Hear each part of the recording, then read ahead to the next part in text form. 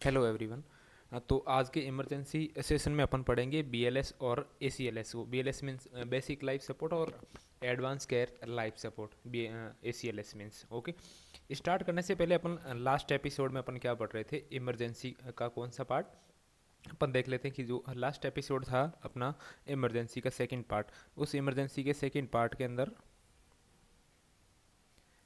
अपन ने क्या पढ़ा था, एटीएलएस के बारे में। एटीएलएस के बारे में ओके। एटीएलएस को दो पार्ट्स में अपन ने डिवाइड किया था। एक था एटीएलएस के अंदर प्राइमरी सर्वे और एक था सेकेंडरी सर्वे। प्राइमरी सर्वे के अंदर एटीएलएस के में सीक्वेंस अपन ने देखा था, और वो सीक्वेंस क्या था, A B C D E okay.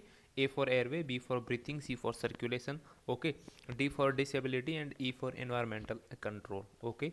तो ये कंप्लीट पढ़ा था अपन ने प्राइमरी सर्वे के अंदर। जबकि जो एटीएलएस का सेकेंडरी सर्वे था, सेकेंडरी सर्वे या फिर जिसको बोलते हैं डिलेड सर्वे ओके, ये पार्ट अपना ड्यू था वहाँ पे। तो चलिए पहले आज इसको फिनिश कर लेते हैं, उसके बाद में अपन पढ़ेंगे एटीएलएस और अपन बीएलएस और एसीएलएस के बारे में। चलिए तो पहले देख लेते हैं कि सेकेंडरी सर्वे होता क्या है।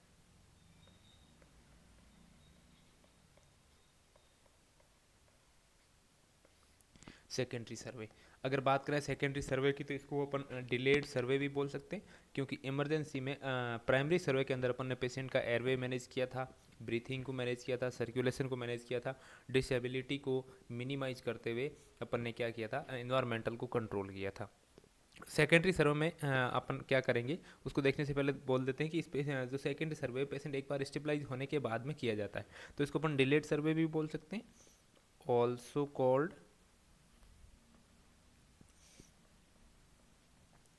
डिले सर्वे ओके। इसमें क्या करेंगे, पेशेंट की पूरी हिस्ट्री कलेक्ट की जाएगी regarding to the trauma. Patient को ट्रॉमा कैसे हुआ, अदर कोई कोमॉर्बिडिटीज थी या फिर नहीं, इन सब को। It includes A detailed history of trauma.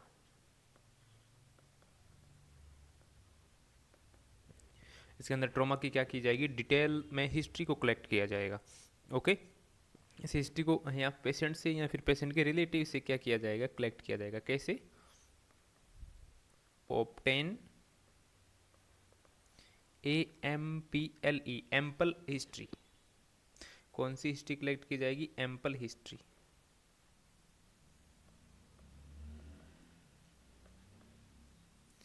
From patient. या तो पेशेंट देगा अगर एबल है बोलने के लिए या फिर बताने के लिए, या फिर नहीं है तो फिर उस पेशेंट के रिलेटिव से।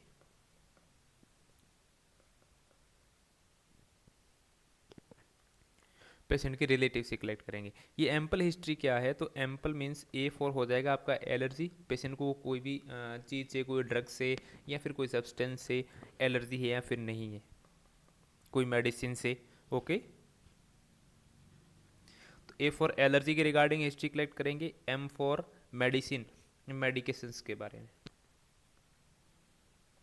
मीन्स पेशेंट ऑलरेडी कोई हाइपरटेंशन की, कोई डायबिटीज़ की या फिर अदर कोई मेडिसिन ले रहा है या फिर नहीं ले रहा है, उसके बारे में okay. P for past illness.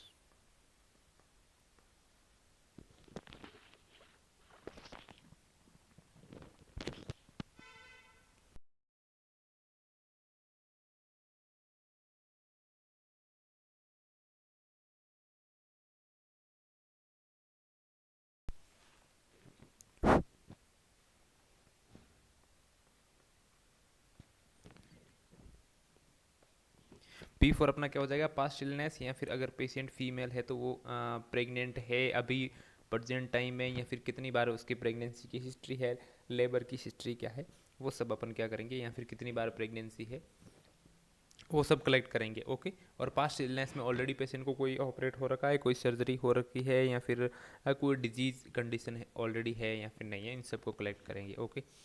L for हो जाएगा आपका लास्ट मील, इनके पेशेंट ने लास्ट टाइम खाना कब खाया था ओके, लिक्विड कब लिया था, इस सब के बारे में।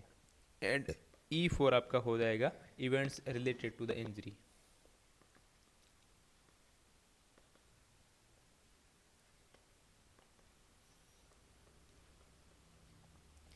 Events related to the injury, it means कि पेशेंट जो आरटीए हुआ है या फिर अदर किसी वजह से इंजर्ड हुआ है, तो क्या इवेंट हुआ था जिसकी वजह से पेशेंट को ये जो ट्रॉमा हुआ है, तो उसके बारे में क्या क्या इवेंट्स हुए थे जिसके बाद में पेशेंट को ये कंडीशन हुई है, तो उन सब के बारे में हिस्ट्री कलेक्ट करेंगे। तो ये हिस्ट्री कलेक्ट करेंगे अपन कब, सेकेंडरी सर्वे के अंदर। कौन सी हिस्ट्री? Ample history. आपको एम्पल से, ये एम्पल एक निमोनिक है, इससे याद रखना है। Allergies, medication, past illness, pregnancy, last meal और events related to the injury. इस तरीके से क्या करेंगे अपन, ये जो हिस्ट्री है ये कलेक्ट करेंगे। इसके अलावा अपन क्या करेंगे, पेशेंट का apart from ample history,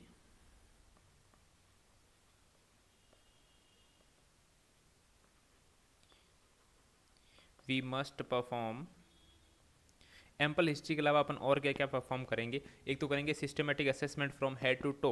okay, पूरा पूरा हेड से लेके टो तक सभी सिस्टम को असेस करेंगे वन बाय वन सीक्वेंस में। सिस्टमिक असेसमेंट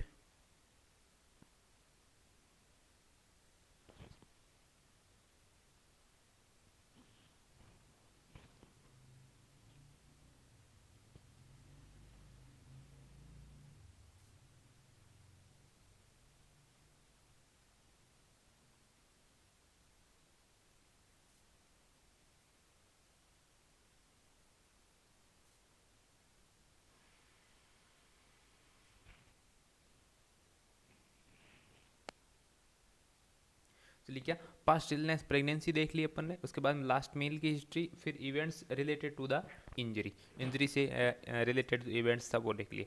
इसके बाद में जो एम्पल हिस्ट्री थी, उस एम्पल हिस्ट्री के अलावा अपन क्या करेंगे, एक तो करेंगे सिस्टमेटिक असेसमेंट हेड से लेके टो तक, systemic assessment from head to toe. फिर क्या करेंगे, कंप्लीट इंस्पेक्शन करेंगे बॉडी का, ये बॉडी की सरफेस का, कि अदर कहीं पे भी पेशेंट को इंजरी या फिर कोई फ्रैक्चर वगैरह तो नहीं है, इन सब को क्या करेंगे, असेस करेंगे। Complete inspection of body surface, body surface को क्या करेंगे, कंप्लीट इंस्पेक्शन करेंगे बॉडी सरफेस का। ओके, या फिर अदर कोई जो इंजरी, एक तो प्राइमरी जो ट्रीट कर रहे हैं अपन, या फिर पेशेंट को अदर कोई किसी बॉडी पार्ट पे इंजरी तो नहीं है, उन सबको असेस करने के लिए क्या करेंगे, वो फाइंड आउट करेंगे अदर किसी पार्ट पे बॉडी पे इंजरी है, या फिर इंटरनल पार्ट जो बॉडी का कोई ऑर्गन है, उन सबको असेस करेंगे। तो क्या करेंगे, टू फाइंड ऑल इंजरीज, अपन क्या करेंगे, हेड से लेके टो तक, हेड टू टो तक कंप्लीट एग्जामिन करेंगे कि अदर कोई पेशेंट को इंजरी तो नहीं है। इसके अलावा अपन क्या करेंगे, पेशेंट का neurological examination,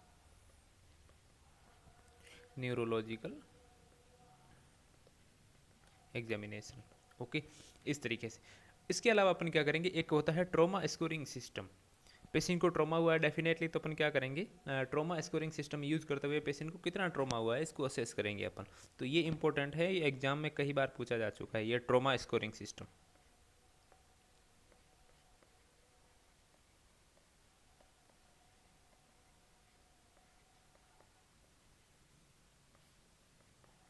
trauma scoring system में अपन क्या क्या यूज में लेंगे, एक तो होता है आपका नंबर फर्स्ट पे बात करूँ तो रिवाइज ट्रॉमा स्कोर। फर्स्ट तो होता है आपका revised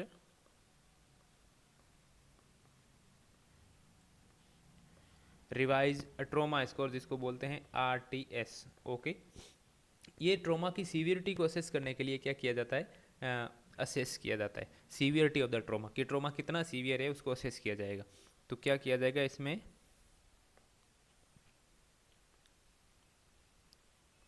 severity of trauma assess. Okay, क्या किया जाएगा, ट्रॉमा की सीवियरिटी को असेस किया जाएगा। अब इसके अंदर क्या क्या जो है पैरामीटर्स इंक्लूड होते हैं, इट्स इंक्लूड, इसके अंदर पैरामीटर से रिलेटेड हमेशा क्वेश्चन पूछा जाता है आपसे। इसके अंदर पैरामीटर्स में से 3 दे देंगे, चौथा पैरामीटर्स और कुछ दे देंगे, और आपसे पूछेंगे कि इसमें से कौन सा पैरामीटर्स जो है रिवाइज ट्रॉमा स्कोर के अंदर इंक्लूड नहीं है। तो ये आपको याद रखना है। ओके, फर्स्ट वन पे होता है GCS, Glasgow coma scale. Second one parameters की बात करूँ तो वो होता है systolic blood pressure, systolic blood pressure.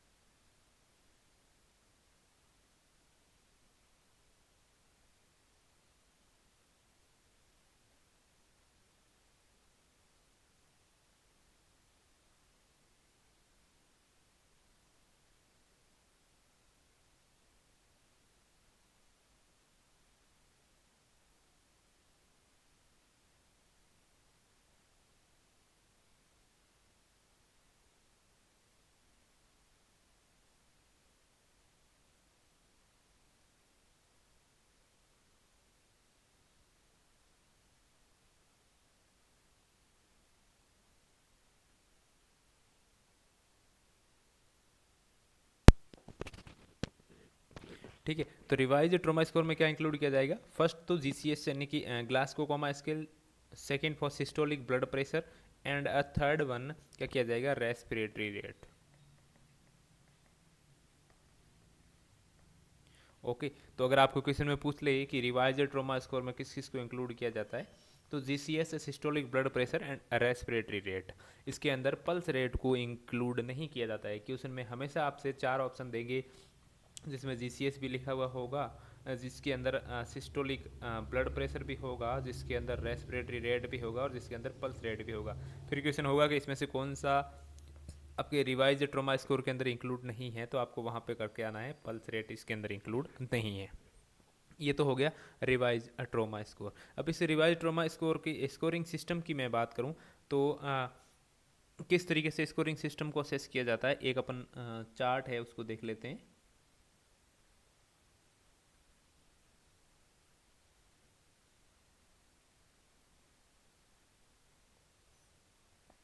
ये आपके रिवाइज ट्रोमा स्कोर का चार्ट है, ठीक है। Glasgow coma scale, systolic blood pressure, respiratory rate और अ कोडेड वैल्यू। इसके अंदर मैक्सिमम जो नंबर होंगे टोटल रिवाइज ट्रोमा स्कोर, यानी कि टोटल नंबर की मैं बात करूं तो टोटल नंबर कितने होंगे? 0 से लेके 12 तक। हाईएस्ट स्कोर क्या होगा? 12 होगा। ओके, अगर इसमें हाई स्कोर होगा तो सर्वाइकल इसको जो सर्वाइवल रेट है वो क्या होगी? ज़्यादा होगी। जैसे कि मान लीजिए पेशेंट का Glasgow coma scale in between 13 to 15 है, 13 से 15 के बीच में ग्लासगो कोमा स्केल है, तो उसको क्या देंगे? इसके लिए 4 नंबर देंगे। Okay, systolic blood pressure more than 90 है, तो उसको क्या देंगे? 4 नंबर देंगे। तो उसको क्या देंगे? यहाँ पे भी 4 नंबर दे देंगे। और respiratory rate in between 10 to 30 है, तो 4 नंबर देंगे। तो ये टोटल कितना हो जाएगा यहाँ पे? 12, यानी कि ये हो जाएगा यहाँ पे मैक्सिमम स्कोर। ओके, और अगर ये मैक्सिमम स्कोर है तो सर्वाइवल रेट क्या होगी? मैक्सिमम होगी। तो यहाँ पे अपन बोलेंगे कि हायर स्कोर सर्वाइवल रेट क्या होगी? High. Higher score survival rate high. High score होगा तो सर्वाइव करने की जो रेट होगी वो भी हाई होगी। ओके, इसके अलावा मान लीजिए जैसे Glasgow coma scale in between 9 to 12 है, तो यहाँ पे कितने नंबर देंगे? 3 नंबर। 75 से लेके 90 तक सिस्टोलिक बीपी है तो 3 numbers, and respiratory rate more than 30 है तो 3 नंबर। तो यहाँ पे 3 इंक्लूड करेंगे तो यहाँ पे स्कोर 9 ही हो जाएगा। तो स्कोर क्या होगा? अगर लो होगा, जैसे जैसे स्कोर लो होता जाएगा, जो सर्वाइवल रेट है वो क्या होती जाएगी? लो होती चली जाएगी। ओके, तो यहाँ पे अपन लिखेंगे कि लो लो स्कोर सर्वाइवल रेट लो। स्कोर लो होगा तो सर्वाइवल रेट की क्या हो जाएगी? लो हो जाएगी। अब ट्राइएज में स्कोर के अकॉर्डिंग अगर पेशेंट को देखने की बात करूँ मैं, तो जिस पेशेंट का स्कोर 3 से लेके 10 के बीच में होगा उसको अपन ट्राइएज में किस में रखेंगे? इमीडिएट में, इमीडिएट के अंदर। और जिसका 11 होगा उसको रखेंगे अर्जेंट के अंदर। और 12 स्कोर जिसका होगा उसको रखेंगे अपन डिलेड के अंदर, यानी कि उसको आराम से भी देख सकते हैं, इतना इमरजेंसी नहीं है रेड कैटेगरी में रखने का। ओके, तो ये रेड जोन में आ जाएगा, ये आपका येलो जोन के अंदर आ जाएगा, और ये आपका किस में आ जाएगा, ग्रीन जोन के अंदर आ जाएगा। इस तरीके से क्या करेंगे अपन, रिवाइज ट्रॉमा स्कोर को यूज में लिए जाते हैं। ओके, पर पैरामीटर्स मैक्सिमम 4 नंबर होते हैं, आपको ये ध्यान में रखने हैं। ओके, और मिनिमम कितने होते हैं, 0। चलिए,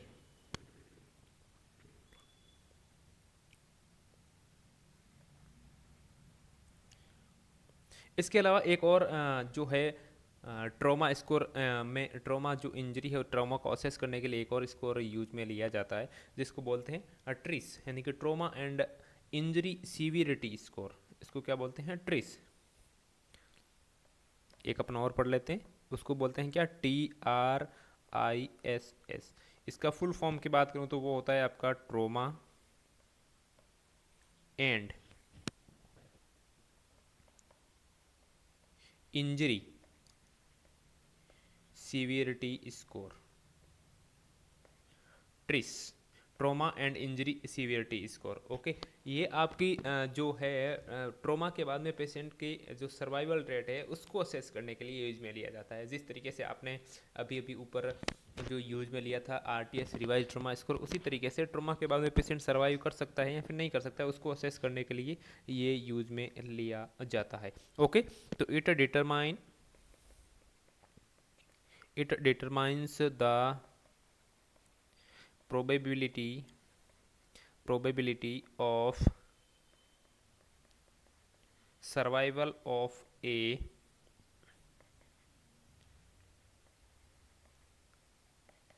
trauma patient by the help of ISS and RTS। इसमें क्या किया जाएगा, RTS और ISS दोनों को क्या किया जाएगा, कंबाइन किया जाएगा। इसके अंदर किस किस को जो है इंक्लूड किया जाएगा, पैरामीटर्स की मैं बात करूं तो फर्स्ट नंबर पे आप इसमें इंक्लूड करेंगे किसको, RTS को, रिवाइज ट्रोमा स्कोर को। ओके, रिवाइज ट्रोमा स्कोर के अंदर कौन सा, GCS, systolic blood pressure and respiratory rate. Okay, second number इसके अंदर पैरामीटर्स होगा वो आप इंक्लूड करेंगे एज ग्रुप की, पेशेंट की एज क्या है, कौन सी एज के ग्रुप के अंदर है। हम सब जानते हैं कि पेशेंट अगर ओल्ड एज में होगा उसके बाद में उसको ट्रॉमा हुआ तो सीवियरिटी ज़्यादा होगी, पेशेंट की सर्वाइवल रेट है वो क्या होगी, यहाँ पे कम होगी। ठीक है, उसके बाद में थर्ड नंबर की मैं बात करूँ तो थर्ड पैरामीटर्स इसमें इंक्लूड करेंगे कि मैकेनिज्म ऑफ इंजरी, पेशेंट को इंजरी किस टाइप से हुई है, किससे हुई है। Okay, mechanism of injury. And fourth number पे अपन इंक्लूड करेंगे इंजरी सीवियरिटी स्कोर को, इंजरी सीवियरिटी स्कोर, इसी को बोलते हैं ISS। ओके, यहाँ पे जो ऑर्गन को इंक्लूड करेंगे और कि कितनी ऑर्गन के ऊपर इंजरी हुई है उसको अपन जो माइनर, मॉडरेट और सीरियस और सीवियर में और या फिर क्रिटिकल में क्या करेंगे, डिवाइड करेंगे। ओके, तो इसमें क्या लिखेंगे अपन कि severity of various organ injury, severity of various organ injury, कि बॉडी के ऑर्गन्स को कितनी कितनी इंजरी हुई है। ठीक है, फर्स्ट वन बात करूं, इसके अंदर स्कोरिंग सिस्टम यूज में लेते हैं। अगर किसी ऑर्गन को माइनर इंजरी है तो अपन वहां पे नंबर देते हैं 1 से लेके 8 तक। ओके, अगर मॉडरेट है तो नंबर कितना देंगे, 9 to 15। अगर ये इंजरी क्या है, बोलेंगे अपन की सीरियस है, सीरियस इंजरी है तो नंबर देंगे अपन in between 16 to 24। And injury क्या है, सीवियर है तो देंगे अपन 25 to 49, 25 से लेके 49 नंबर तक। और यही इंजरी क्या है, क्रिटिकल है तो देंगे 15 to 74। कहाँ तक नंबरिंग सिस्टम चला गया, 74 तक। ओके, तो यहाँ पे मैक्सिमम नंबर क्या आएगा, 75।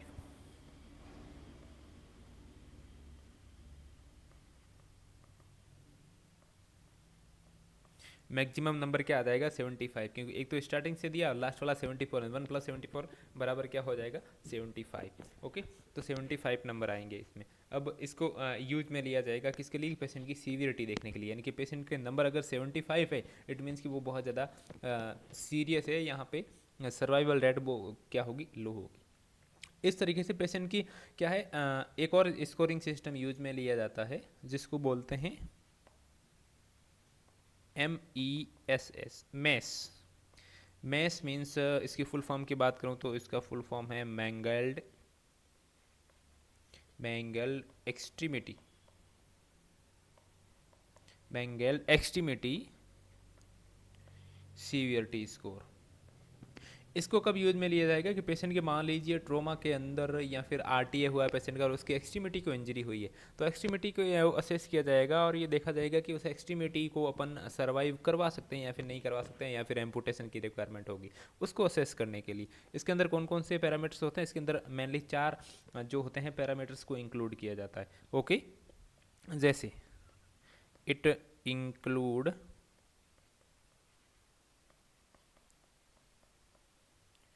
4 पैरामीटर्स। वो 4 पैरामीटर्स कौन से हैं, S4 पेशेंट शॉक में है या फिर नहीं है, I4 पेशेंट को इच्छेमिया है या फिर नहीं है, ऑर्गन का जिसकी बॉडी में क्या हुआ है ट्रोमा हो, जैसे कि लोअर एक्सट्रीमिटी में हुआ तो वहाँ पे इच्छेमिया है या फिर नहीं है।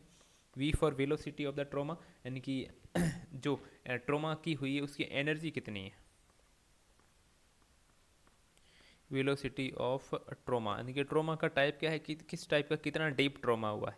और 4th वन की बात करूँ मैं, सीवा, यहाँ पे निमोनिक यूज में ले सकते हैं आप, कौन सा, सीवा। A4 होता है कि पेशेंट की एज क्या है, एज ग्रुप, कि उसके ऊपर भी तो डिपेंड करेगा। ओके, तो यहाँ पे टोटल स्कोर यूज में लिया जाता है, वो होता है टोटल स्कोर होता है 11। ओके, 11। अब यहाँ पे पेशेंट का अगर स्कोर है वो मोर देन 7 और 7 या फिर मोर देन 7 है तो लिम्ब सर्वाइव नहीं करवा सकते, एम्पुटेशन की रिक्वायरमेंट होती है। आपको सिर्फ इतना ही याद रखना है कि ये मेस स्कोर कहाँ पे यूज में लिया जाता है और कितना स्कोर हो, मैक्सिमम टोटल स्कोर इसका कितना होता है और मैक्सिमम कितना हो तो लिम्ब को सर्वाइव नहीं कर सकते। तो टोटल स्कोर हो गया 11। इफ स्कोर इज 7 और मोर देन 7 है तो अपन क्या कर सकते हैं, लिम्ब कांट सर्वाइव, लिम्ब को सर्वाइव नहीं करवा सकते, एम्पुटेशन की रिक्वायरमेंट होती है, limb can't survive, amputation require. Okay, क्या करना पड़ेगा, एम्पुटेशन करना पड़ेगा पेशेंट का। चलिए, तो इस तरीके से अपन ने क्या है यहाँ पे ट्रोमा को असेस करने के लिए 3 स्कोर यूज में लिए हैं, 3 स्कोर पढ़े हैं, एक अपन ने पढ़ा मेस, एक पढ़ा अपन ने ट्रिस यानी कि trauma and injury severity score, और एक पढ़ा अपन ने रिवाइज ट्रोमा स्कोर। तो इसमें से आपका ये रिवाइज ट्रोमा स्कोर है, ये सबसे ज़्यादा इंपॉर्टेंट है।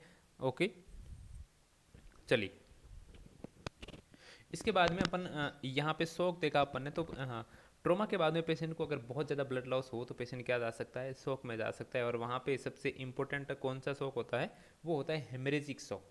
तो अपन थोड़ा सा जो हेमरेजिक शॉक है उसके बारे में पढ़ लेते हैं और हेमरेजिक शॉक की क्लासेस पढ़ लेते हैं। ओके, ताकि आपको एग्जाम में कभी भी अगर पूछ ले कि ये कौन सी क्लास का हेमरेजिक शॉक है तो आप इजीली उसको डिवाइड कर सको।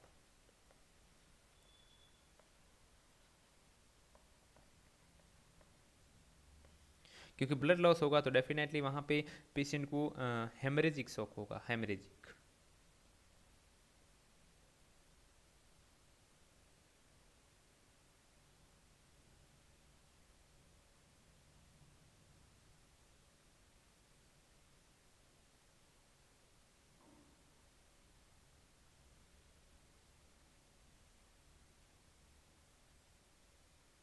चलिए, हेमरेजिक शॉक की क्लास की मैं बात करूँ तो इसको अपन class first, class second, class third and class fourth, 4 class के अंदर डिवाइड करते हैं। ओके, फर्स्ट बात करें ब्लड लॉस की परसेंटेज के अकॉर्डिंग या फिर कितने ml लॉस हुआ है उसके अकॉर्डिंग, यानी कि फर्स्ट की मैं बात करूँ कि फर्स्ट क्लास के अंदर ब्लड लॉस, अगर क्लास फर्स्ट अपन कब बोलेंगे, अगर पेशेंट का blood loss less than 750 ml हुआ है या फिर टोटल जो बॉडी का ब्लड है उसका 50% से कम ब्लड लॉस हुआ है तो अपन उसको रखेंगे क्लास फर्स्ट के अंदर। उस क्लास फर्स्ट के अंदर पेशेंट की जो हार्ट रेट है वो होगी less than 100 ml, blood pressure यहाँ पे नॉर्मल होगा, पल्स प्रेशर की बात करूँ तो वो भी नॉर्मल होगा, रेस्पिरेटरी रेट यहाँ पे 14 to 20 के बीच में होगी।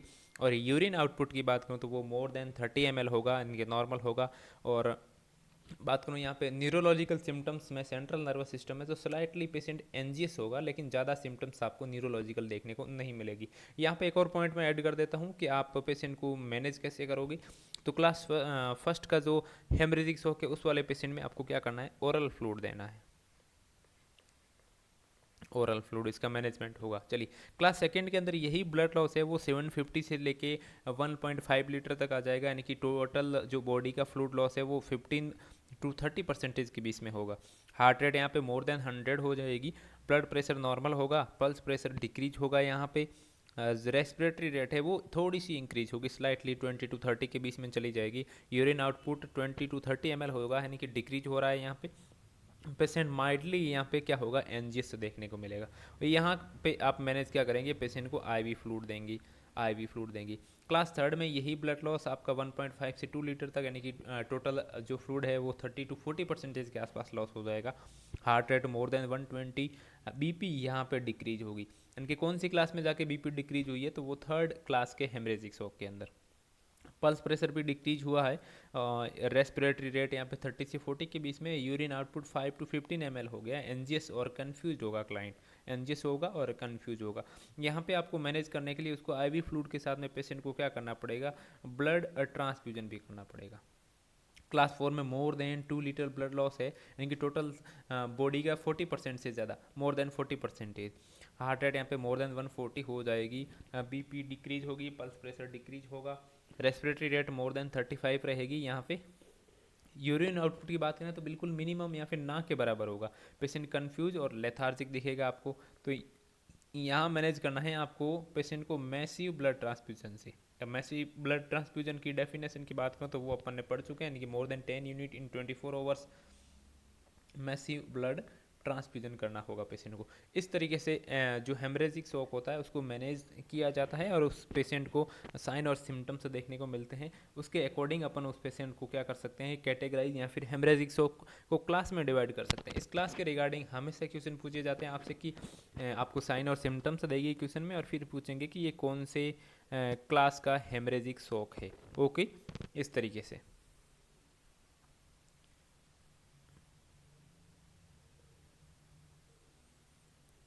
इसके अलावा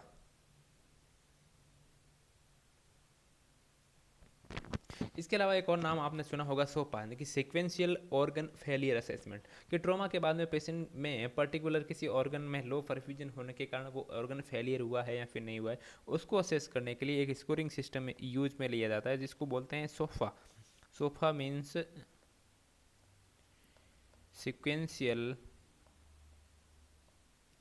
ऑर्गन फेलियर असेसमेंट।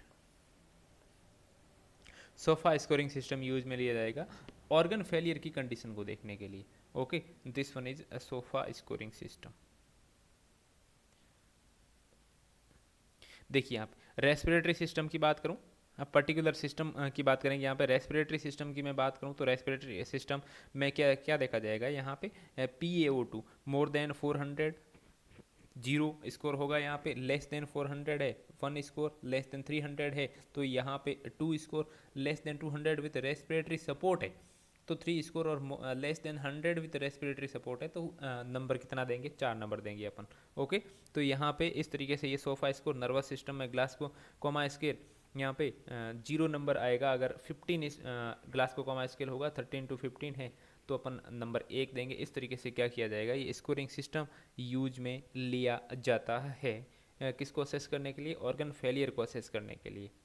ओके, इस तरीके से यहाँ पे नंबरिंग सिस्टम यूज में लिया जाता है। तो ये सोफा स्कोर भी आपको क्या करना है, पढ़ के रखना है। मेनली इसमें ज़्यादा डिटेल में नहीं पूछेंगे, इसमें इतना ही पूछते हैं कि सोफा स्कोर कहाँ पे यूज में लिया जाता है और इसमें कौन कौन से कितने मैक्सिमम नंबर कितने होते हैं। तो यहाँ पे आप टोटलिंग करके मैक्सिमम नंबर बता सकते हैं।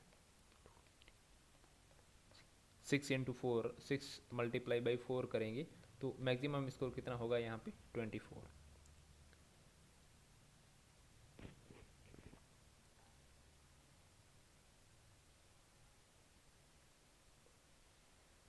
चलिए, तो ये तो हो गया अपना जो ATLS के बारे में डिटेल। अब अपन आज की मेन हेडिंग के ऊपर आते हैं। अपन ने आज स्टार्ट किया था किससे कि BLS और ACLS पढ़ेंगे अपन। तो सबसे पहले स्टार्ट करते हैं BLS को पढ़ना। BLS मीन्स क्या है आपका? Basic life support.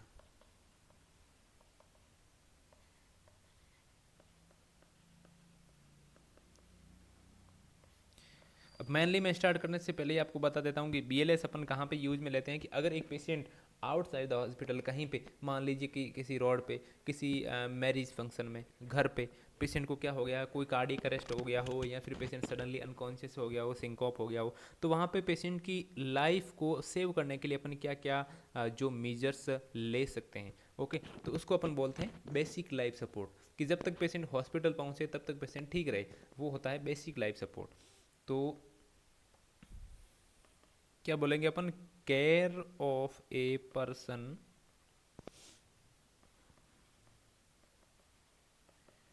Outside the hospital who has suddenly become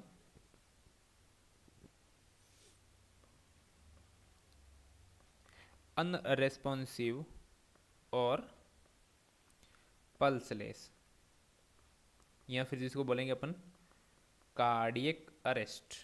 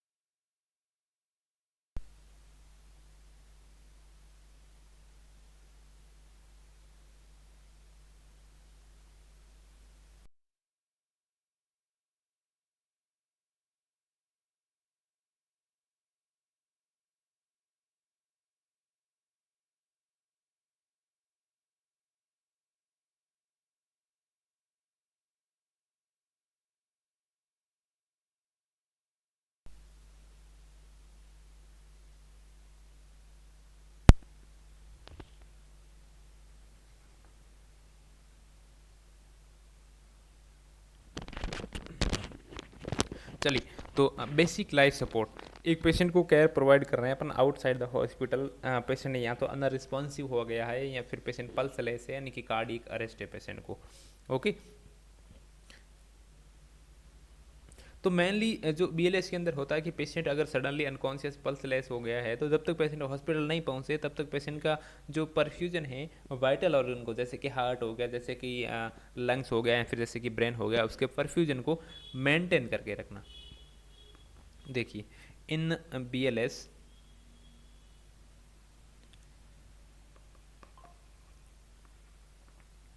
the main aim क्या होगा यहाँ पे? Is to maintain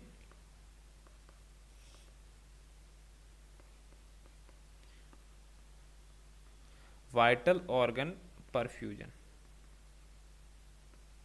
by giving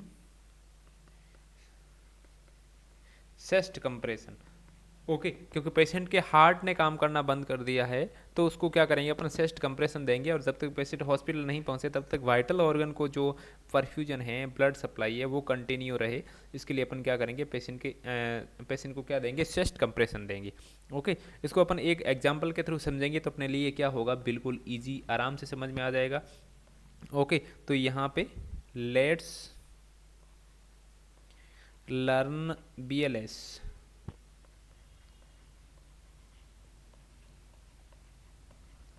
through example. इसको एक एग्जाम्पल से समझते हैं अपन। ओके, एग्जाम्पल क्या है अपने सामने? एक एग्जाम्पल कि एन एडल्ट, एक एडल्ट पर्सन, मेल क्लाइंट है, ये adult male client get collapsed suddenly, वो क्या हो गया है? कोलैप्स हो गया है सडनली एट द एयरपोर्ट। कहाँ पे? एयरपोर्ट पे। And then start BLS। ये वहाँ पे आपको क्या करना है? BLS यानी कि बेसिक लाइफ सपोर्ट स्टार्ट करना है जब तक पेशेंट हॉस्पिटल नहीं पहुँचे। Start BLS till hospitalisation. Hospital पहुंचेगा तो वहाँ पे पेशेंट को क्या स्टार्ट हो जाएगा? एडवांस केयर लाइफ सपोर्ट, यानी कि जब तक पेशेंट को ACLS सपोर्ट नहीं मिले तब तक अपने को देना है BLS यानी कि बेसिक लाइफ सपोर्ट। तो अब मीन्स ये हो गया कि BLS तो होता है आउटसाइड द हॉस्पिटल और ACLS होता है कहाँ पे? हॉस्पिटल के अंदर, जहाँ पे आपके पास में एडवांस इंस्ट्रूमेंट अवेलेबल है। ओके, तो यहाँ पे जैसे ही पेशेंट क्या हुआ, हॉस्पिटलाइजेशन जब तक नहीं हो तब तक क्या देंगे? जो अपन क्या करेंगे? बेसिक लाइफ सपोर्ट प्रोवाइड करेंगे। अब एक कोलैप्स पेशेंट है, आपने देखा कि पेशेंट एयरपोर्ट पे क्या हो गया है? कोलैप्स हो गया है। तो यहाँ पे आपके स्टेप्स क्या होंगे? तो स्टेप फर्स्ट, सबसे पहले इस कोलैप्स होते ही आपका फर्स्ट स्टेप क्या होगा? जैसे ही आपने एयरपोर्ट पे कोलैप्स देखा पेशेंट, क्या करेंगे आप? सबसे पहले आपको करना है सेफ्टी चेक पेशेंट की। पेशेंट कहाँ पे कोलैप्स हुआ है? किसी चेयर पे हुआ है, ओके, किसी एस्केलेटर पे हुआ है, किसी लिफ्ट में हुआ है, कहाँ पे हुआ? तो पेशेंट की सबसे पहले क्या करनी है? सेफ्टी चेक करनी है।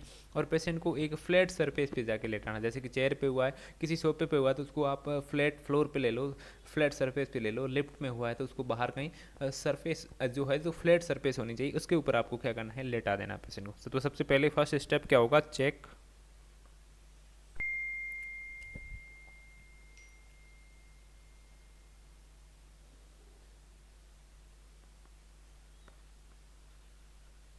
check the safety, check the safety, take the patient to a flat surface. Patient को कहाँ पे लेना है? आपको फ्लैट सरफेस के ऊपर। चलिए, नेक्स्ट स्टेप क्या होगा आपका इसके बाद में? स्टेप 2 क्या होगा? पेशेंट का रिस्पॉन्स चेक करेंगे। फ्लैट सरफेस पे लिया, फिर आपने क्या करना है? पेशेंट कॉन्शियस है या फिर नहीं है, उसका रिस्पॉन्स आपको क्या करना है? चेक करना है। Check the response, check the responsiveness of the patient. Patient का रिस्पॉन्सिवनेस चेक करेंगे। कैसे करेंगे? उसके मान लीजिए उसके शोल्डर को टैप करके पेशेंट को नाम या फिर अंकल जी या फिर दादाजी, कुछ भी नाम लेके आप पेशेंट को क्या करेंगे? बुलाएंगे, आवाज़ लगाएंगे, उसका जो रिस्पॉन्स है वो चेक करेंगे। यहाँ पे आप क्या कर सकते हैं? टैपिंग शोल्डर, शोल्डर को टैप कर सकते हैं। चलिए, इसके बाद में अगर पेशेंट ने क्या किया है? रिस्पॉन्स नहीं किया है, पेशेंट क्या है? रिस्पॉन्स किया तब तो ठीक है, रिस्पॉन्स नहीं किया तो क्या होगा? आप स्टेप 3 में जाके क्या करेंगे? स्टेप 3 क्या होगा? नेक्स्ट स्टेप आप हेल्प के लिए कॉल करेंगे। आसपास कोई और लोग होंगे, उसको बुलाएंगे कि आइए यहाँ पे हेल्प की रिक्वायरमेंट है, कॉल फॉर हेल्प, हेल्प के लिए बुलाएंगे। ओके, नेक्स्ट स्टेप आपका क्या होगा? स्टेप नंबर 4 की बात करूं तो यहाँ पे हेल्प के लिए बुलाने के बाद में क्या करोगे आप? एक्टिव इमरजेंसी रिस्पॉन्स टीम, जो इमरजेंसी रिस्पॉन्स टीम होगी उसको एक्टिव करोगे। एक्टिव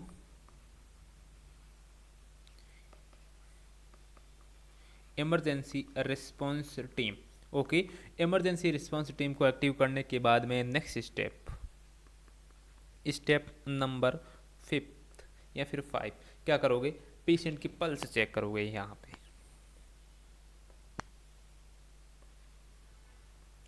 चेक पल्स, क्योंकि पेशेंट अनरिस्पॉन्सिव है तो पेशेंट की पल्स सबसे पहले आपको चेक करनी है यहाँ पे। जो हेल्प के लिए कॉल करने के बाद में, और इमरजेंसी रिस्पांस टीम को एक्टिव कर दिया आपने। ये सबको बोलना है एक्टिव, इट मीन सबको बोलना है कि तैयार रहना है कि यहाँ पे आपको सीपीआर भी करना पड़ सकता है एकदम इमरजेंसी के लिए। फिर पेशेंट की पल्स चेक करोगे, पल्स में क्या करोगे, सर्कुलेशन।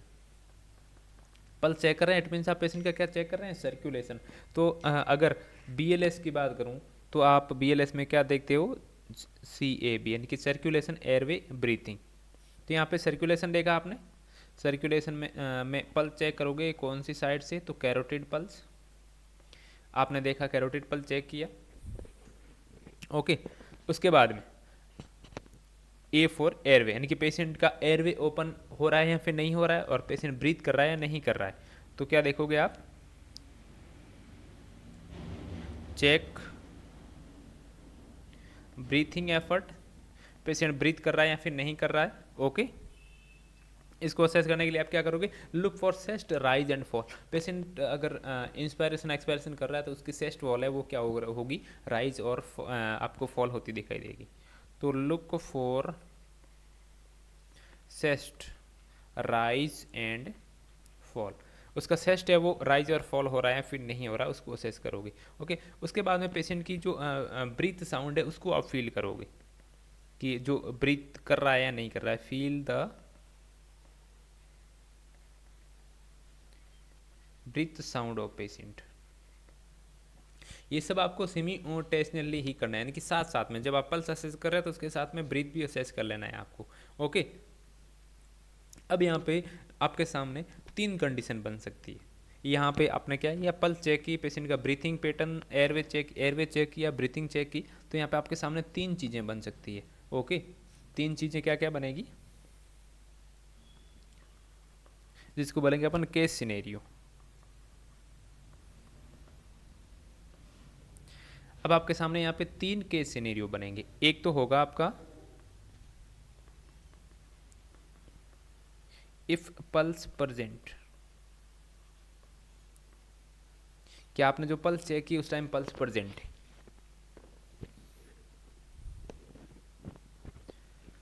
पल्स प्रेजेंट है, उसके साथ में रेस्पिरेशन एफर्ट क्या है, एब्सेंट है। पल्स प्रेजेंट है लेकिन पेशेंट रेस्पिरेशन नहीं कर पा रहा है, रेस्पिरेशन जो एफर्ट है वो बिल्कुल क्या है, एब्सेंट है। तो इट मीन्स ये क्या हुआ, पेशेंट रेस्पिरेटरी अरेस्ट हुआ है। इट मीन्स यहाँ पे क्या है, रेस्पिरेटरी अरेस्ट है, कार्डिक अरेस्ट नहीं, रेस्पिरेटरी अरेस्ट है, क्योंकि पेशेंट रेस्पिरेट नहीं कर पा रहा है। तो ये हो गया रेस्पिरेटरी अरेस्ट। ओके, तो यहाँ पे आपको जो है सीपीआर नहीं देना है, यहाँ पे चेस्ट कंप्रेशन नहीं करना है, ओनली पेशेंट को ब्रीथिंग प्रोवाइड करवानी है। तो इसका ट्रीटमेंट क्या हो जाएगा, आपको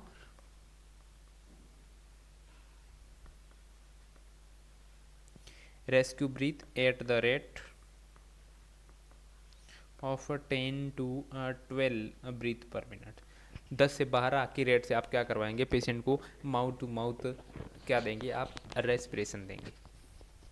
चलिए, सेकंड सीन क्या बनेगा, सेकंड सिनेरियो क्या बनेगा, यहाँ पे if a pulse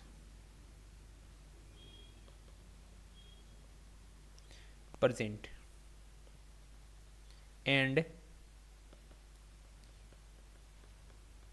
respiration present, इनकी पेशेंट सडनली अनकॉन्शियस तो हुआ है लेकिन पेशेंट का पल्स और रेस्पिरेशन दोनों प्रेजेंट है। तो यहाँ पे ट्रीटमेंट क्या रहेगा, आप कंटिन्यूली थोड़ी देर तक पेशेंट को मॉनिटर करो कि ये जो वाइटल्स है इसके अंदर कोई चेंजेस आ रहा है या फिर नहीं आ रहा है। ओके, तो यहाँ पे ट्रीटमेंट क्या रहेगा, monitor the client.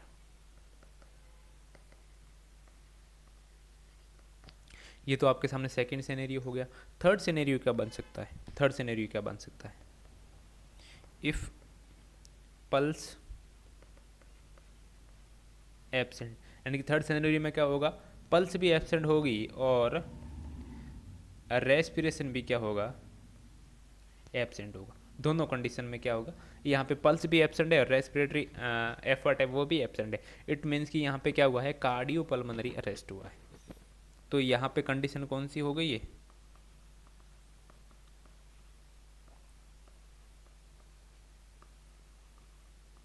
Cardio pulmonary arrest हुआ है पेशेंट। ओके, तो यहाँ पे ट्रीटमेंट क्या रहेगा, CPR, रेट ऑफ 30:2। रेशियो क्या रहेगा? 30:2। 30 कंप्रेशन के साथ में 2 वेंटिलेशन आपको प्रोवाइड करना है पेशेंट को।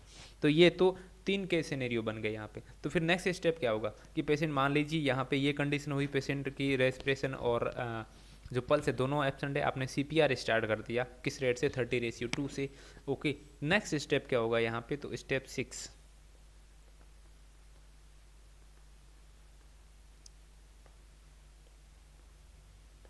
नेक्स्ट स्टेप क्या होगा? नेक्स्ट स्टेप आपको देखना है, क्योंकि आप कहाँ पे हैं? पेशेंट एयरपोर्ट के ऊपर है। तो एयरपोर्ट के ऊपर यहाँ पे जो ऑटोमेटेड इलेक्ट्रॉनिक्स डिफिब्रिलेटर डिवाइस होते हैं, AED, वो लगे हुए होते हैं। वो क्या करते हैं? ऑटोमेटिकली पेशेंट को चोक प्रोवाइड करते हैं, शॉक प्रोवाइड करते हैं। तो यहाँ पे उसके लिए आपको देखना है कि कहीं पे वो लगा हुआ तो नहीं है, कहीं रखा हुआ तो नहीं है। Look for an AED device. ये क्या होता है? ऑटोमेटेड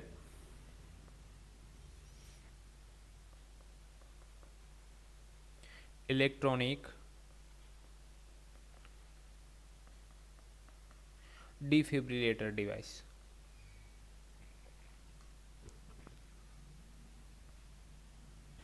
AED डिवाइस के लिए देखना है। अब ये मान लीजिए AED आपको मिल गया है, इफ़ अवेलेबल।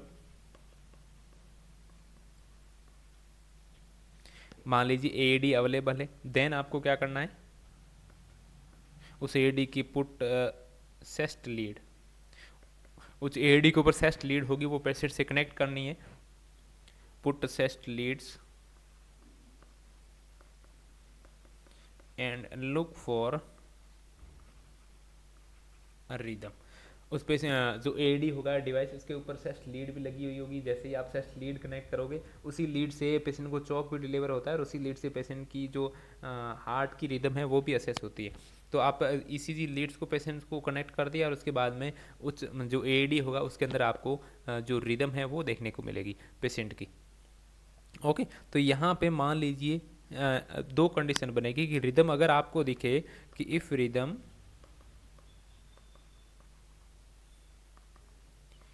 इज सोकेबल, यानी कि अगर आपको रिदम दिख रही है कि जिसमें आप शॉक दे सकते हैं, शॉकेबल रिदम है। अब शॉकेबल रिदम कौन सी होती है? यहाँ तो पेशेंट को क्या हो? वेंट्रिकुलर टैकीकार्डिया हो, या फिर पेशेंट को क्या हो?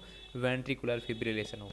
VT और VF ये दोनों आती है शॉकेबल रिदम के अंदर। तो अगर पेशेंट को क्या है? वेंट्रिकुलर टैकीकार्डिया और वेंट्रिकुलर फिब्रिलेशन है, जो कि आपको AED डिवाइस के अंदर दिख रहा है, तो आपको क्या कर देना है? इस AED के ऊपर शॉक डिलीवर करने वाला जो बटन होता है उसको प्रेस कर देना है। ओके,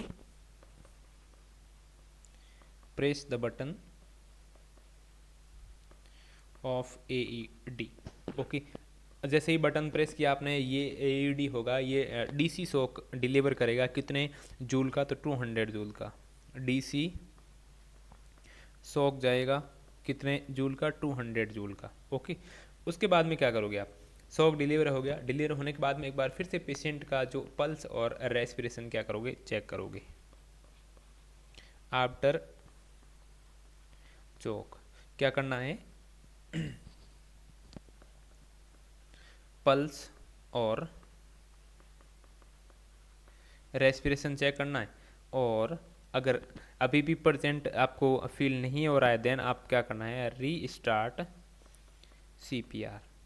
फिर से क्या करोगे आप? फिर से क्या करोगे? CPR को स्टार्ट कर दोगे। एक कंडीशन तो ये बन गई। ओके, दूसरी कंडीशन, जैसे ही आपने जो रिदम के लिए असेस किया AED कनेक्ट करने के बाद में, ओके, तो ये जो रिदम आ रही थी वो नॉन शॉकेबल है। If rhythm is non shockable. Non shockable कौन सी होगी रिदम? एक तो हो गया असिस्टोल। असिस्टोल मीन्स बिल्कुल भी वहाँ पे पल्स आ ही नहीं रही है, स्ट्रेट लाइन आ रही है उस मॉनिटर के अंदर। एक होता है pulseless electrical activity, PEA।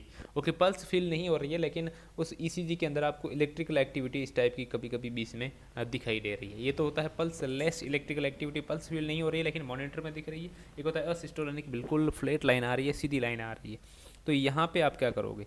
Okay, यहाँ पे आपको जो AED है इसे शॉक नहीं डिलीवर करना है, कंटिन्यूली क्या करना है, CPR करना है जब तक कि जो मेडिकल हेल्थ टीम है वो नहीं पहुँच जाए। तो यहाँ क्या करना है आपको, continue CPR till the medical health team arrives. जब तक मेडिकल हेल्थ टीम नहीं पहुंचाए तब तक आपको क्या करना है, कंटिन्यूली CPR प्रोवाइड करते रहना है। यहाँ पे आपको जो AED है उसका शॉक डिलीवर करने वाला बटन प्रेस नहीं करना है। ओके, AED की अभी अपन ने डिस्कस किया, AED किस टाइप का डिवाइस होता है, ये है AED। एयरपोर्ट पे, रेलवे स्टेशन पे और बहुत सारी जगह पे पब्लिक प्लेसेस होती है वहाँ पे ये लगा हुआ होता है। इसके ऊपर ये लीड्स और जो पैड प्लेसमेंट है दोनों ही साथ में होते हैं, ये आपको प्लेस कर देने होते हैं। ओके, पेशेंट की चेस्ट के ऊपर। और फिर यहाँ पे रिदम देखने को मिलती है, यहाँ पे उस रिदम को आपको असेस करना होता है। ये है क्या, AED। AED इसके ऊपर क्या होते हैं, दो इलेक्ट्रोड्स होते हैं, इलेक्ट्रोड। ओके, अब दोनों इलेक्ट्रोड को प्लेस करने का जगह में अगर आपको बताऊं तो एक तो होता है आपका राइट क्लेविकल साइड में, राइट साइड में, ये जो राइट क्लेविकल आपको बोन दिख रही है उस जस्ट क्लेविकल बोन के नीचे, राइट क्लेविकल और superior to the right nipple, ये राइट निपल, राइट क्लेविकल, इस बोन राइट क्लेविकल बोन और जो निपल होगी राइट साइड की उसके जस्ट बीच में आपको प्लेस करना होगा। और लेफ्ट साइड की बात करूँ तो ये जस्ट लेफ्ट साइड का जो निपल और एक्जिला होगा उसके बीच में, निपल के नीचे जस्ट एक्जिला की साइड में आप क्या करोगे, लेफ्ट साइड का इलेक्ट्रोड है वो प्लेस करोगे। ओके, देखिए दो इलेक्ट्रोड्स होते हैं, कहाँ कहाँ प्लेस करोगे, one electrode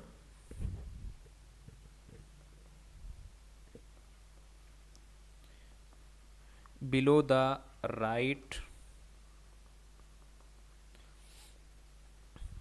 clavicle and superior to the right nipple. Okay, और सेकंड वन बात करूं,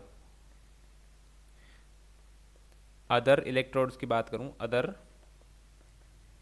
इलेक्ट्रोड कहाँ प्लेस करोगे आप, just covering the left nipple and going into axilla. Okay, left nipple को कवर करते हुए एक्जिला की तरफ यहाँ पे प्लेस करोगे आप लेफ्ट साइड का इलेक्ट्रोड्स। ओके, ये जो AED होता है ये आपका 200 जूल का जो शॉक है उसको डिलीवर करता है। और ये शॉक किस टाइप का होता है, बाईफेजिक शॉक डिलीवर करता है।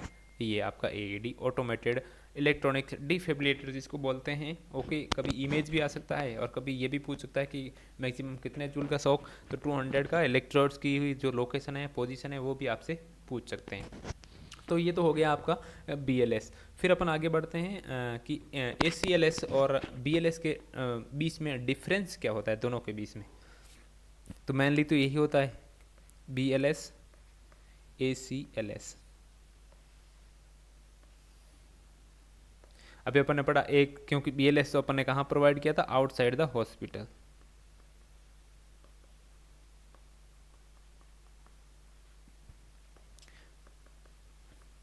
ACLS कहाँ प्रोवाइड करेंगे, inside the hospital.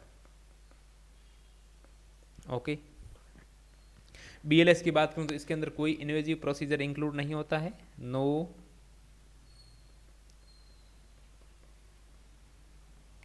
Invasive procedure. जबकि ACLS के अंदर आप पेशेंट को कैनुला भी डालेंगे, पेशेंट को सेस्ट ट्यूब की रिक्वायरमेंट होगी तो वो भी डालेंगे, पेशेंट को इंजेक्शन है, ड्रिप है, फ्लूइड है, सब कुछ देंगे। तो ये इसमें इन्वेजिव प्रोसीजर है वो क्या हो जाएंगे, इंक्लूड हो जाएंगे, invasive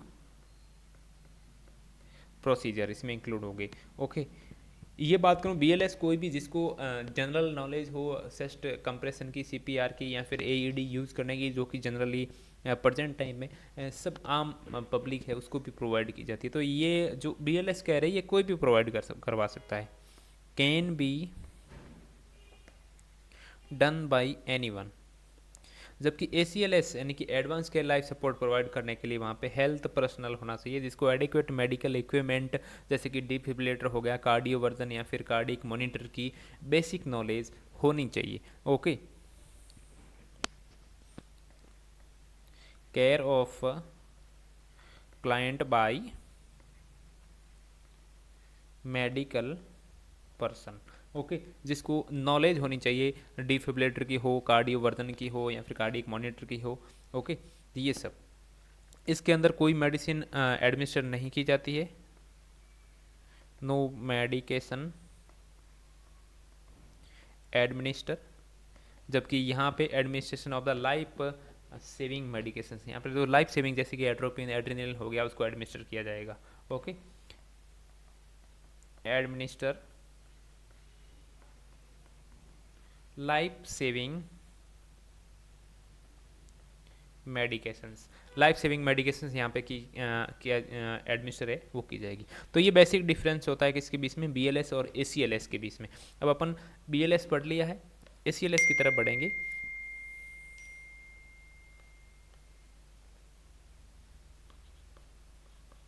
ACLS means advance care life support, advance care life support. चलिए, अब मान लीजिए पेशेंट हॉस्पिटल में कोलैप्स हो गया है, हॉस्पिटल में आने के बाद में, या फिर पेशेंट का कोई रिलेटिव है, कोई अटेंडर है, तो ऐसी कंडीशन में आपके क्या स्टेप होंगे?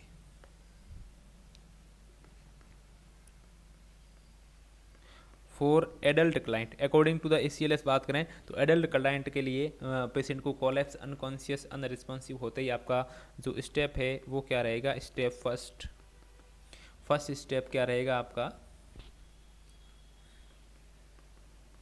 Establish safety. यहाँ पे फर्स्ट स्टेप आपका यहाँ पे भी सेफ्टी को इस्टेब्लिश करना रहेगा कि पेशेंट जो कोलैप्स हुआ है, अनरिस्पॉन्सिव हुआ है, वो कहाँ पे हुआ है, लिफ्ट में या फिर अदर कहीं जगह पे तो नहीं हुआ है। तो सबसे पहले तो आपका क्या रहेगा? सेफ्टी को इस्टेब्लिश करना। स्टेप 2 की बात करूँ तो सेकेंड स्टेप क्या रहेगा? पेशेंट का रिस्पॉन्स चेक करेंगे आप।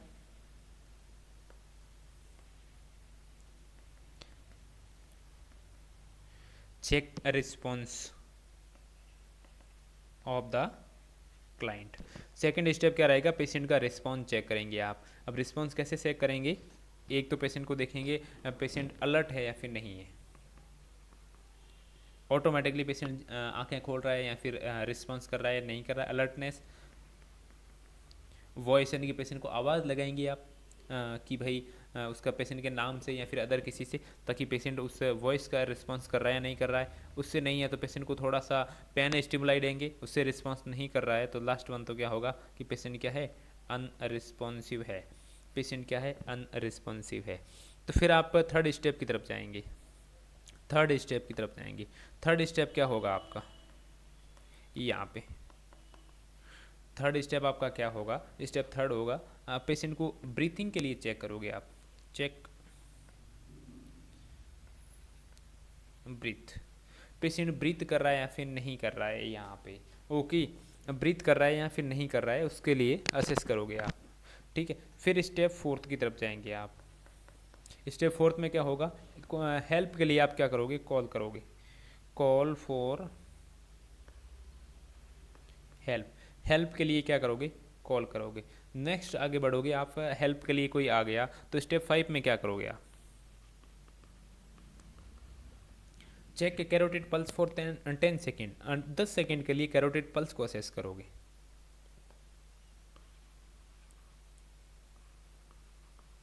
Check carotid pulse for 10 second, 10 second के लिए कैरोटिड पल्स को असेस करोगे। और अब कैरोटिड पल्स को असेस करने के बाद में मान लीजिए पल्स क्या है? प्रेजेंट है। पल्स को चेक किया आपने तो पल्स क्या थी? प्रेजेंट थी। पल्स मान लीजिए प्रेजेंट है तो क्या करोगे आप? मैनेज एयरवे और ब्रीथिंग।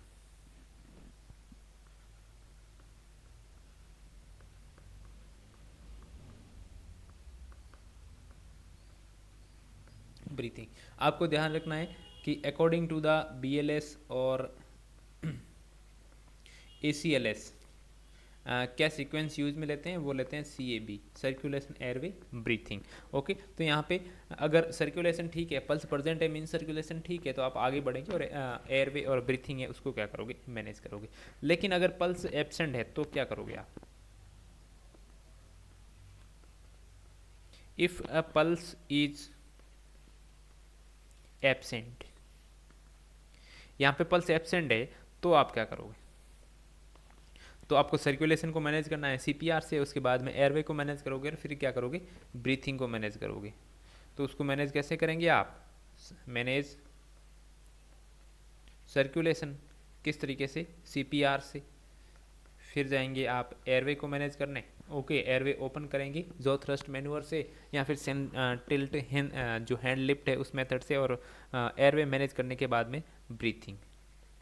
ब्रीथिंग के लिए क्या करोगे, पेशेंट को आप एयर एडजोवेंट डालो या फिर पेशेंट को क्या कर दो, इंट्यूबेट कर दो। ओके, इस तरीके से क्या करोगे, मैनेज करोगे। तो यहाँ क्या रहेगा आपका, सबसे पहले करना है स्टार्ट CPR। CPR स्टार्ट करने के बाद में पेशेंट हॉस्पिटल में है तो वहाँ पर डेफिनेटली जो है ऑक्सीजन अवेलेबल है, तो अटैच ऑक्सीजन, पेशेंट को ऑक्सीजन अटैच कर देनी है। उसके बाद में कार्डियक मॉनिटर भी वहाँ पे अवेलेबल होगा क्योंकि आप ACLS से प्रोवाइड कर रहे हैं। ओके, एडवांस केयर, तो मॉनिटर है तो अटैच कार्डियक मॉनिटर अटैच करोगे। और क्योंकि आपके पास में यहाँ पे डिफिब्रिलेटर भी अवेलेबल है हॉस्पिटल में, इसलिए डिफिब्रिलेटर है उसको क्या करोगे आप, डिफिब्रिलेटर को क्या करोगे, प्रिपेयर करोगे। ओके, चलिए, अब आपने डिफिब्रिलेटर को प्रिपेयर कर दिया, उसकी लीड्स को अटैच कर दिया पेशेंट से। ओके, उसके बाद में वही AED वाला कि आप रिदम के लिए चेक करोगे कि आपने डिफिब्रिलेटर जो कनेक्ट किया है उसके अंदर पेशेंट की जो रिदम है, या फिर जो कार्डियक मॉनिटर कनेक्ट किया है उसके अंदर पेशेंट की जो रिदम है वो किस तरह की आ रही है। ओके, तो फर्स्ट वन क्या बनेगी, इफ रिदम इज सॉकेबल। जो रिदम दिख रही है वो आपको सॉकेबल रिदम है। सॉकेबल मीन्स पेशेंट को या तो VT है या फिर वेंट्रिकुलर फिब्रिलेशन है। ओके, तो यहाँ पे आपको क्या करना है, सॉकेबल रिदम है तो आपको non synchronise defibrillator shock provide करना है। क्या करना है, गिव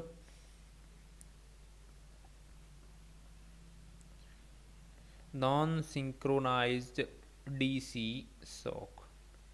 नॉन सिंक्रोनाइज का मतलब होता है ये कहीं पे भी डिलीवर हो जाएगा। आपकी जो ECG बन रही है, आपकी जो ECG बन रही है उसमें कहीं पे भी डिलीवर हो जाएगा। यहाँ पे R वेव की रिक्वायरमेंट नहीं होती, जबकि सिंक्रोनाइज जो शॉक होता है वो जो R वेव होता है उसके ऊपर जाके एक्ट करता है, अदर कहीं पे भी नहीं। तो ये सिंक्रोनाइज और नॉन सिंक्रोनाइज में बेसिक्स या डिफरेंस होता है, इसमें ज़्यादा दिमाग लगाने की ज़रूरत नहीं है कि जो सिंक्रोनाइज होगा वो आर वेव पे ही एक्ट करेगा, अदर कहीं पे भी एक्ट नहीं करेगा, जबकि नॉन सिंक्रोनाइज होता है वो कहीं पे भी गिर जाता है।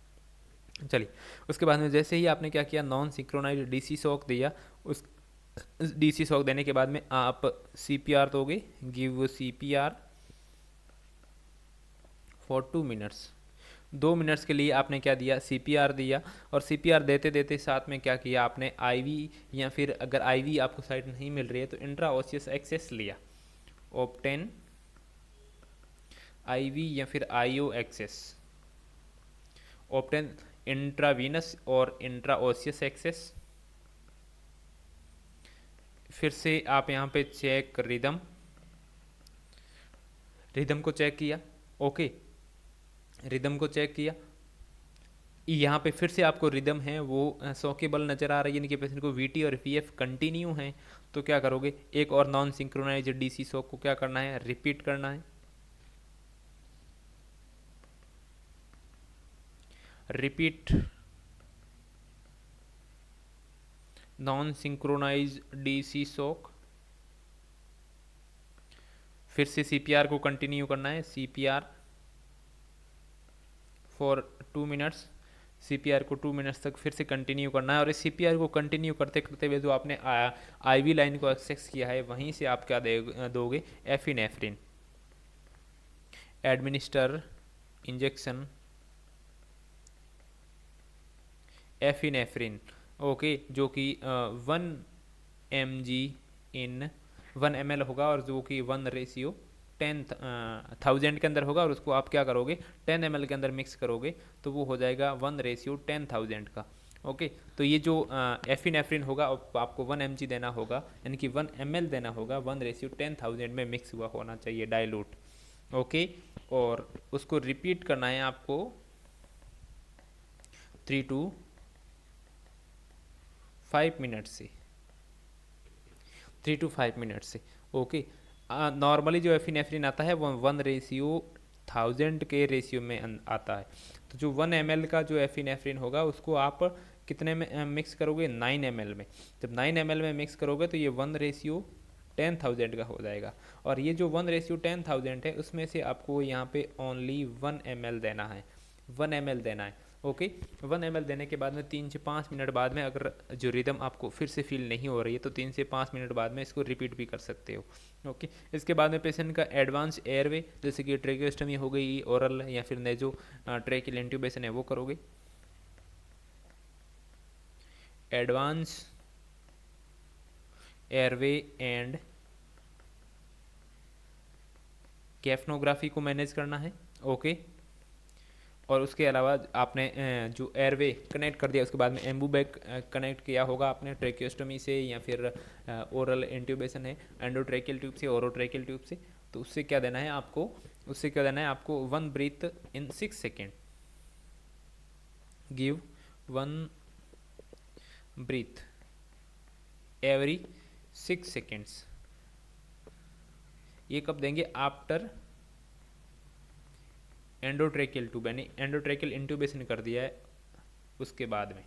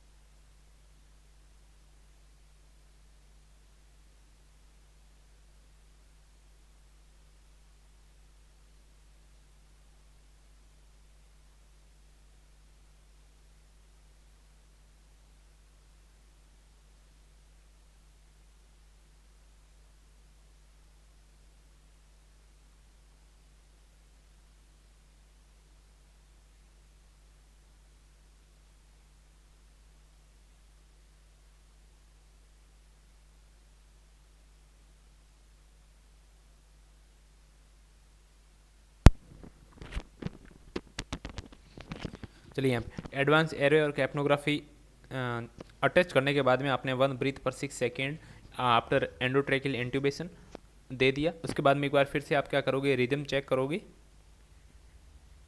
चेक रिदम अगेन, एक बार फिर से रिदम चेक करोगे।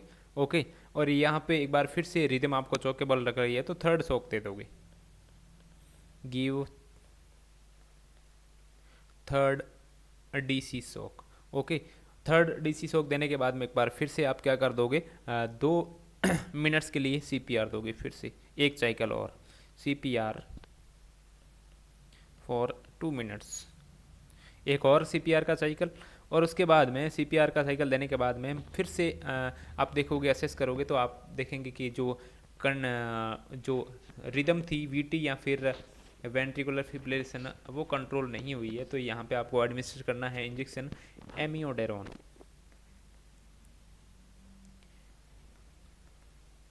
एडमिनिस्टर इंजेक्शन एमियोडारोन, ये एमियोडारोन क्या होता है? Potassium channel blocker. कौन सी कैटेगरी की ड्रग है ये? Potassium channel blocker. ओके, तो एमियोडारोन को क्या करोगे? एडमिनिस्टर करोगे। इसकी 3 डोजेज आप यहाँ पे दे सकते हैं। मैक्सिमम कितनी डोज? 3 डोजेज। 3 डोजेज आप दे सकते हैं, और ये 3 dose every 3 to 5 minutes repeat कर सकते हैं आप। एवरी 3 to 5 मिनट्स में क्या कर सकते हैं? रिपीट कर सकते हैं। जैसे कि फर्स्ट डोज आप दोगे इसको, वो होगी 300 mg की।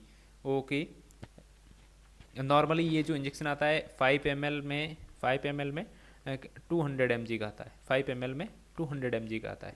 ओके, तो यहाँ पे फर्स्ट डोज आप 300 mg की दोगे। सेकेंड जो डोज होगी वो आप दोगे 150 mg की। ओके, और जो थर्ड डोज होगी वो भी आप दोगे 150 mg की। यानी कि टोटल जो होगा एमियोडारोन वो आप 600 mg से ज़्यादा नहीं दे सकते। आपने दे दिया ये सब इंजेक्शन। ओके, या फिर या तो एमियोडारोन दे सकते हो। अगर एमियोडारोन अवेलेबल नहीं है तो आप दे दो उसको injection lignocaine.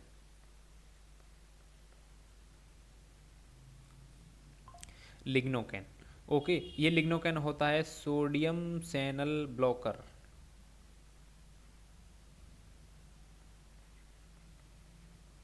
Sodium channel blocker. इसके साथ में आपको ये भी ध्यान रखनी है कि lignocaine also have a vasodilator property. ये वेसल्स को क्या करता है? डायलेट भी करता है। ओके, तो इंजेक्शन लिग्नोकेन भी आप दे सकते हैं। लिग्नोकेन की 2 डोज देनी है आपको।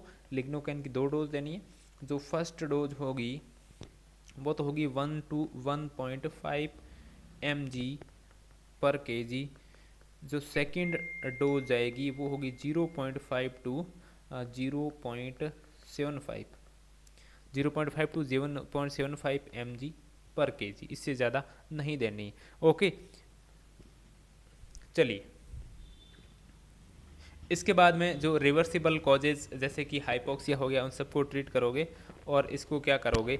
इसी सीक्वेंस को रिपीट करते जाना है जब तक रिकवरी नहीं हो। Repeat the process till recovery नहीं हो तब तक इस प्रोसेस को रिपीट करते हुए जाना है। तो ये तो हो गया था अगर पेशेंट के अंदर शॉकेबल रिदम है तो। मान लीजिए शॉकेबल रिदम नहीं है तो क्या करेंगे आप? ACLS के according, if rhythm is non shockable, यानी कि पेशेंट को क्या है? असिस्टोल या फिर pulseless electrical activity, then आपका क्या एक्शन होगा? यहाँ पे तो यहाँ पे पल्स लेस इलेक्ट्रिकल एक्टिविटी है तो क्या करना होगा? Give CPR for 2 minutes. Start करनी है CPR और देनी है 2 मिनट्स तक। Give CPR for 2 minutes.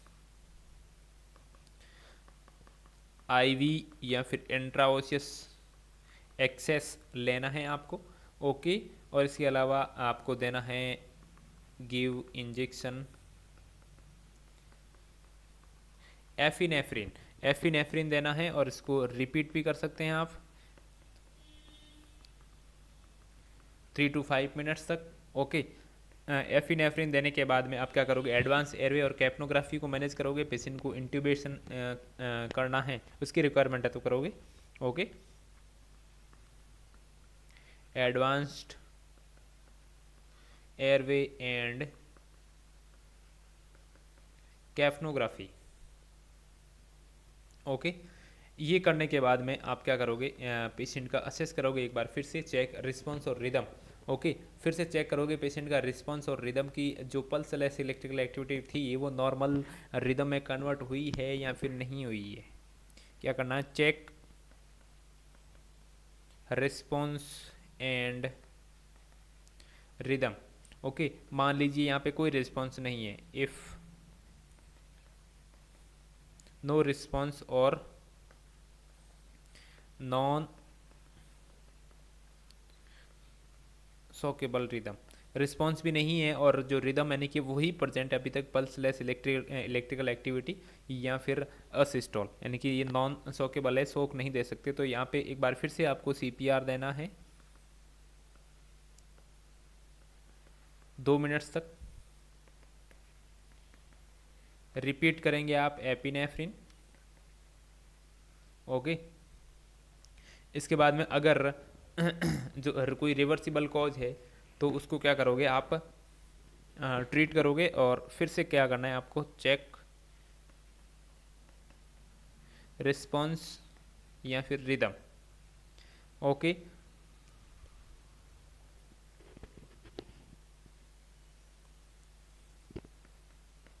और जब तक रिकवरी नहीं हो तब तक इसको क्या करते हुए जाना है, रिपीट करते हुए जाना है। ओके, यहाँ पे ड्यूरिंग सीपीआर आपको कुछ चीज़ें ध्यान रखनी है।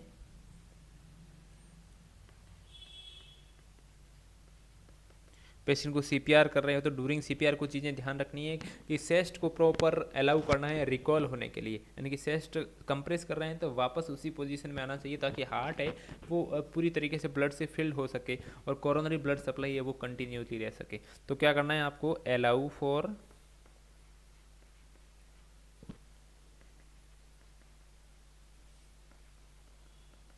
Proper recoil of the chest so that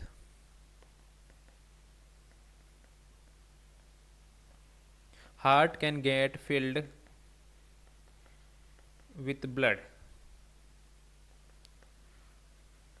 or coronary blood flow can be insured, coronary blood flow है उसको भी आप इंश्योर कर सकें। ओके, तो ये सीपीआर के टाइम आपको क्या करना है, ध्यान रखना है। ओके, वेरी फोर्सफुल और एग्रेसिव चेस्ट कंप्रेशन है वो नहीं देना है, नहीं तो लीवर और आपका जो रिप्स है वो क्या हो सकती है, डैमेज हो सकती है। फोर्सफुल या फिर अगर एग्रेसिव सीपीआर दिया तो क्या हो सकता है, डैमेज हो सकता है, या तो लीवर या फिर हो सकती है रिब्स टूट सकती है। ओके, तो मोस्ट कॉमन बात करूं मैं कि सॉलिड ऑर्गन कौन सा डैमेज होता है, सॉलिड ऑर्गन सीपीआर में डैमेज कौन सा होता है उसकी बात करूं तो वो होता है लीवर, क्योंकि लंग्स है वो सॉलिड ऑर्गन नहीं होता है। Okay, lungs not a solid organ, lungs solid organ नहीं है, इसलिए अगर आपको क्वेश्चन पूछ ले कि solid organ during the CPR most common कौन सा डैमेज होता है, तो वो आप बताएंगे कौन सा बताएंगे, लीवर बताएंगे। और रिब कौन सी फ्रैक्चर होती है सीपीआर में, fracture rib during CPR most common वो कौन सी होती है, fourth and sixth rib. Okay, fourth and six rib. Okay, चलिए, अगर यहाँ पे सीपीआर करते टाइम रिब्स जो है वो टूट गई है तो भी यहाँ पे सीपीआर आपको है जो रोकना नहीं है, क्योंकि रिब्स से ज़्यादा इंपॉर्टेंट है पेशेंट की रिकवरी यहाँ पे। ओके, तो यहाँ पे सीपीआर के कुछ कंपोनेंट्स या फिर पैरामीटर्स हैं उसको अपन असेस कर लेते हैं, उसके बारे में हमेशा आपसे क्वेश्चन पूछा जाता है। ओके, पैरामीटर इन सीपीआर के अंदर कुछ पैरामीटर्स है उसको चेक कर लेते हैं या फिर असेस कर लेते हैं अपन। एक साइड में लिखेंगे अपन कंपोनेंट्स, फिर लिखेंगे अपन कि एडल्ट के अंदर वो कंपोनेंट किस तरीके से यूज में होगा, adult means more than 12 years, child it means कि 1 to 12 ईयर्स, एक होगा इन्फेंट यानी कि लेस देन 1 ईयर, एक होगा आपका नियोनेट। ओके, कंपोनेंट क्या होगा, फर्स्ट वन की बात करूं मैं तो कंपोनेंट फर्स्ट क्या होगा कि चेस्ट कंप्रेशन रेट कितनी होगी,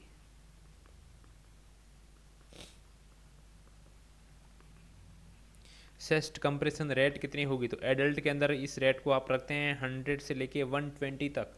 जबकि साइल्ड के अंदर ये रखते हैं आप 100 से लेके 120 तक, इन्फेंट के अंदर रखते हैं आप 100 से लेके 120 तक, और नियोनेट के अंदर भी रखते हैं ये 100 से लेके 120 तक। यानी कि ये जो चेस्ट कंप्रेशन रेट है ये किसी भी एज ग्रुप में सेम है, कॉमन है। सेकेंड नंबर पे आएगी पल्स चेक करने की साइट। पल्स चेक कहाँ से करेंगे? एडल्ट के अंदर आप कैरोटिड से चेक करेंगे, ओके। चाइल्ड के अंदर आप फीमोरल पल्स चेक करेंगे। इन्फेंट के अंदर आप ब्रेकियल साइड से चेक करेंगे ड्यूरिंग द सीपीआर, और नियोनेट के अंदर भी आप क्या करेंगे? ब्रेकियल साइड से चेक करेंगे। थर्ड कंपोनेंट्स आपके सामने आएगा, वो आएगा कंप्रेशन और वेंटिलेशन रेशियो।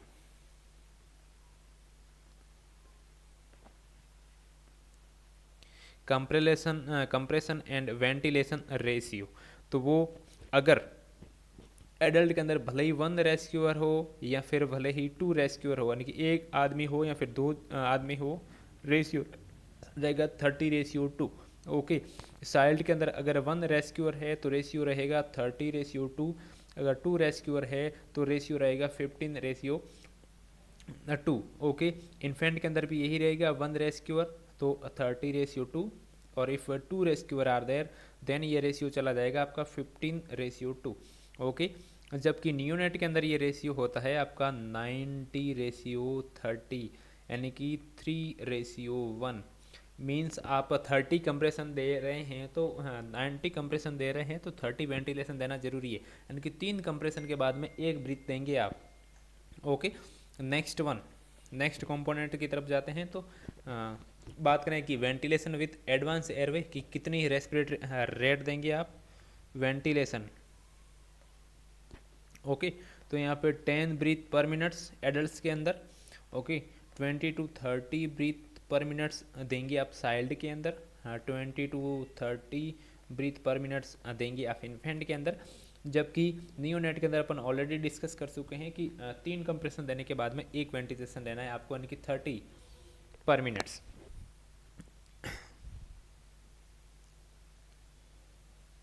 इसके बाद में 5th नंबर का कंपोनेंट है कि कंप्रेशन की डेप्थ कितनी होगी, कितना कंप्रेस करेंगे आप।